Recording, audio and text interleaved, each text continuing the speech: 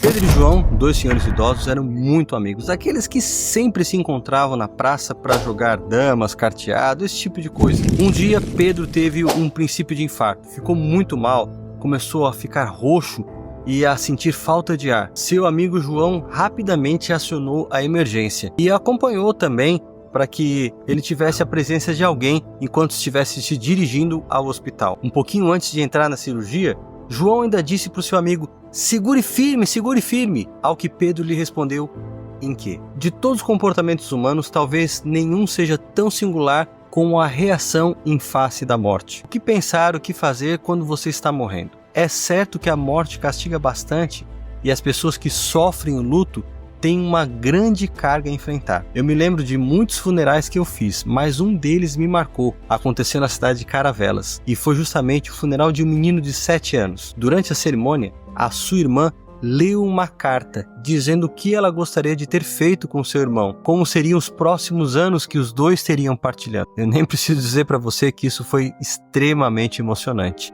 e fez com que todos chorassem. Eu mesmo tive que sair um pouquinho ali da igreja para poder chorar de forma reservada. Mas se você tivesse a certeza de que iria morrer em pouco tempo, o que você faria? A quem você visitaria? Quais seriam as palavras que você dirigiria para amigos, para o cônjuge, para os filhos? A quem você pediria perdão? Quais as últimas coisas que você tentaria realizar? Estar preparado para a morte implica em ter paz de espírito e ter alcançado também o seu propósito para essa vida. E é sobre isso que eu vou falar nesse vídeo. Seja bem-vindo, esse aqui é o canal Todavia, aqui a gente fala da fé cristã em meio ao contexto contemporâneo. Talvez você não conheça nada do nosso canal e essa seja a sua primeira vez aqui.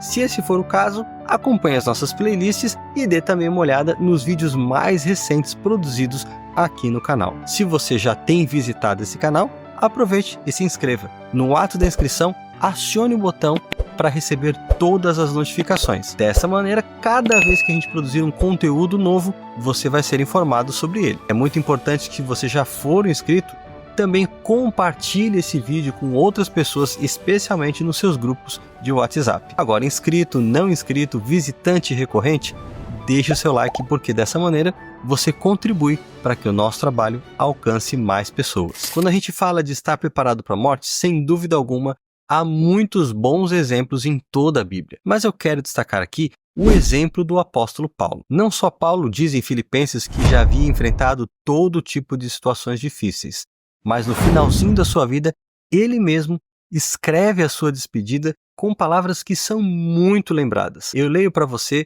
aquilo que se encontra em 2 Timóteo, no capítulo 4. Lutei o bom combate, terminei a corrida e permaneci fiel. Agora o prêmio me espera, a coroa de justiça que o Senhor, o justo juiz, me dará no dia de sua volta. E o prêmio não será só para mim, mas para todos os que, com grande expectativa, aguardam a sua vinda. 2 Timóteo 4, de 7 a 8, nova versão transformadora. Que palavras fortes, né? Mas nós temos aqui uma lição principal. Somente quem viveu em Cristo encara a morte como um vitorioso. E eu quero rapidamente conversar com você sobre duas lições que a gente encontra aqui nesse texto. A primeira, e talvez a mais clara, é que Paulo se via como um vitorioso. E por que um vitorioso? Primeiro, porque ele venceu com esforço. Nessa versão, a versão transformadora que eu li, diz lutei o combate. Na versão antiga, Almeida fala combati o bom combate, o que parece uma redundância, mas se você olhar o termo original que Paulo usa, sim, há uma repetição aqui. Ele usa o verbo agonizomai e agon, que são termos cognatos. Olha essa palavra agon, o que ela te lembra? É isso mesmo, é daí que surgiu o nosso termo agonia. Agon estava relacionado a um tipo de esforço especialmente realizado no contexto das Olimpíadas, das competições. E você sabe, um atleta é alguém que se prepara através de muita dedicação, muito esforço físico e algum tipo de privações para competir em alguma modalidade. Aqui Paulo está falando de resistência e dedicação, e isso fez parte da sua vida enquanto cristão. Além de vencer com esforço, Paulo também venceu com dedicação. Ele menciona aqui dromos, a corrida, uma metáfora para a vida cristã. Essa metáfora envolve longevidade, porque afinal, você corre durante um período, você se dedica a um tempo para vencer a sua jornada, a sua carreira. Isso é feito atravessando etapa após etapa. Quer dizer que Paulo, durante todo o percurso, havia se dedicado, se esforçado para completar aquilo que Deus esperava dele. Paulo venceu com esforço, Paulo venceu com dedicação, mas Paulo também venceu com fidelidade. Ele fala aqui de guardar a fé. E guardar significa manter, conservar. Paulo se manteve fiel aos seus princípios durante toda a sua jornada como cristão. Por isso, Paulo se considerava, portanto, um vitorioso. Além de se ver como um vitorioso em face da morte, Paulo aguardava o prêmio do vitorioso. E é justamente essa a segunda lição sobre a qual o texto nos conta. Paulo menciona aqui a coroa do vitorioso, e ele usa a palavra Stephanos. Essa palavra é uma palavra muito interessante. Eu tenho uma filha, a filha mais velha, chamada Stephanie, e há alguns vídeos aqui no canal em que ela aparece. Dê uma olhada na playlist Todavia Kids e você vai ver a Stephanie contando lindas histórias da Bíblia. Mas essa palavra Stephanos, ela significa a coroa, mas não a coroa que as princesas ou os reis usavam. Stephanos era justamente o prêmio dado aos atletas que venciam modalidades olímpicas. Era uma coroa feita de flores ou de folhas de louro, e que, portanto, não durava para sempre. Imagina, o pobre do atleta se dedicava tanto para receber um prêmio perecível, que iria acabar logo. Mas Paulo aqui pensa na coroa que vai ser dada por Jesus, a qual é eterna. Mesmo Pedro, quando faz referência a essa coroa, ele a chama de imarcessível coroa. Imarcessível significa algo que não murcha. Mais uma vez, em contraste com o prêmio dado aos atletas. No mundo romano, a gente tem que lembrar, essa coroa também era dada aos militares vitoriosos quando voltavam de campanhas ou a cidadãos que tivessem atingido um certo grau de distinção. Aqui Paulo deixa marcada a sua esperança.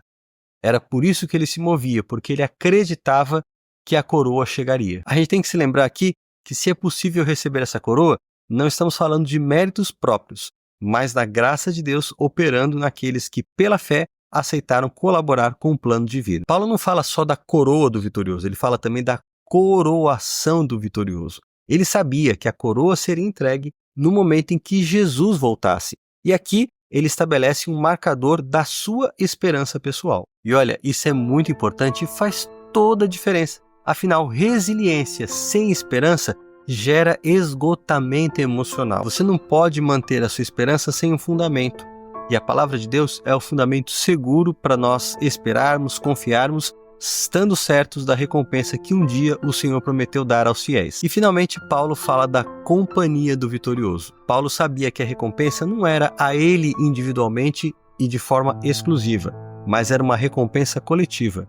As condições estão estabelecidas no texto. Na versão Almeida, que é mais fiel ao texto original, a recompensa é prometida àqueles que amarem a vinda do Senhor. Essa é a condição básica. Todos que tiverem essa esperança e se apegarem a ela com amor, vão estar preparados para encarar a morte. Conclusão: se você decidir viver hoje como um vitorioso em Cristo, você não vai temer nada, nem mesmo a morte. E você já conhecia esse texto de Paulo, já tinha refletido sobre ele?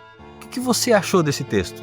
Coloque aqui nos comentários a sua opinião e também diga se você tem medo de alguma coisa, ou até mesmo da morte. Aqui nesse canal a gente tem várias reflexões bíblicas e até mesmo esclarecendo alguns pontos. Recentemente eu fiz um vídeo falando de um pastor batista que havia comentado sobre o sábado. Esse vídeo vai ficar aqui linkado para você assisti-lo depois que esse acabar. E se você continuar assistindo o nosso canal, isso também nos ajuda. Não se esqueça, portanto, de deixar o seu like nesse vídeo e já seguir assistindo o próximo. A gente se vê lá.